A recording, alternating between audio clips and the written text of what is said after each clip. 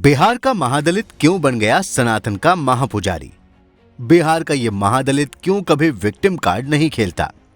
इस महादलित को स्टालिन की बजाय हनुमान बनना क्यों पसंद है? दोस्तों, ये वो चेहरा है जो आज सनातन का हीरो है। ये वो शख्स है जिसे इस तथ्य में पूरी आस्था है कि भारतीय उपमहाद्वीप में पैदा होने वाला हर शख्स सनातनी है। इसलिए महादलित के रूप में जन्म लेने के बावजूद ये कभी विक्टिम कार्ड नहीं खेलते, बल्कि सनातन के गौरव के साथ जीते हैं। और उसी गौरव के साथ हिंदू मंदिरों में जब ये पूजा अर्चना और साधना करते हैं तो लोगों के मुंह से बरबस निकल पड़ता है, बिहार का ये महादलित तो सनातन का महापुजारी है। हम इस वीडियो में सनातन के इसी हीरो के बारे में कुछ बेहद दिलचस्प तथ्य आपके सामने रखने जा रहे हैं। बस आप देखते रहिए द कर्मा।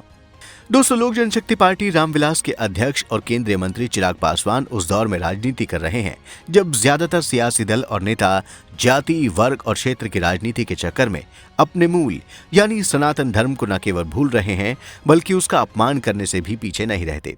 लेकिन चिराग का नजरिया इस मामले में बिल्कुल अलग है। वो आज के दौर के राजनीतिक सच को देखते हुए सियासत तो कर रहे हैं, लेकिन वो सनातन को भी साथ लेकर चल रहे हैं।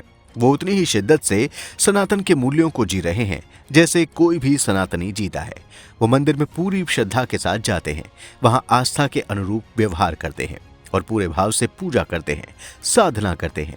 अपनी सनातन भक्ति को लेकर वो कितने संवेदनशील और भावुक हैं, इसका अंदाजा पूरी दुनिया को तब मिला जब हाल ही में उज्जैन के महाकाल मंदिर में वो गए थे। महाकाल के दर पर मत्था रखते ही उन्होंने कहा, जब मेरा सब कुछ छिन गया तब इन्होंने मुझे दिया।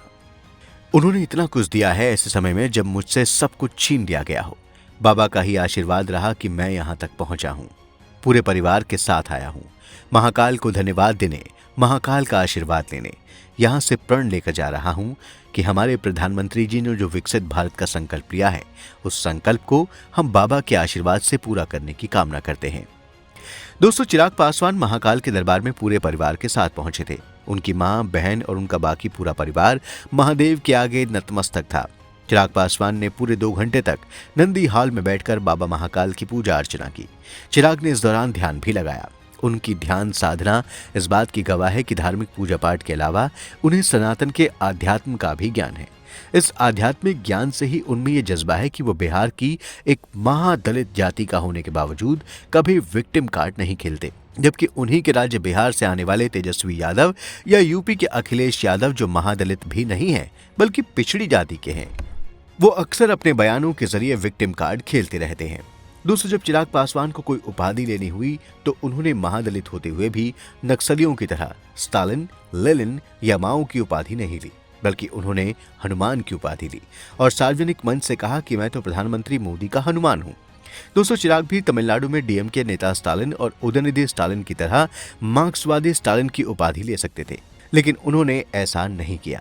न ही उन्होंने उदयनिधि स्टालिन की तरह सनातन को डेंगू मलेरिया बताकर उसके समूल नाश की बात की, बल्कि उन्होंने सनातन का नाश चाहने वालों को जमकर लताड़ा और सावधान हो जाने के लिए कहा, क्योंकि उन्होंने महादलित होने के बावजूद अपनी सनातनी जड़ों को पहचाना है और उसकी ताकत को महसूस किया है।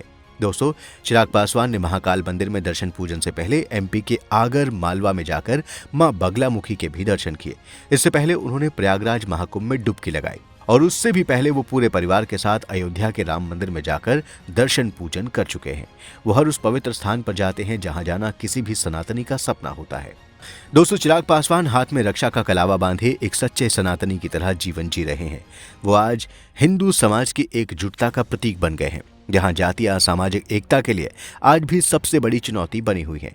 चिराग पासवान ने अपनी जीवन शैली से मैसेज दिया है कि हम अगड़े हों, पिछड़े हों या दलित हों, हमें सनातन के मूल्यों के अनुसार ही जीना है और हर उस सनातनी की इज्जत करना है जो सनातन के मूल्यों को जी रहा है।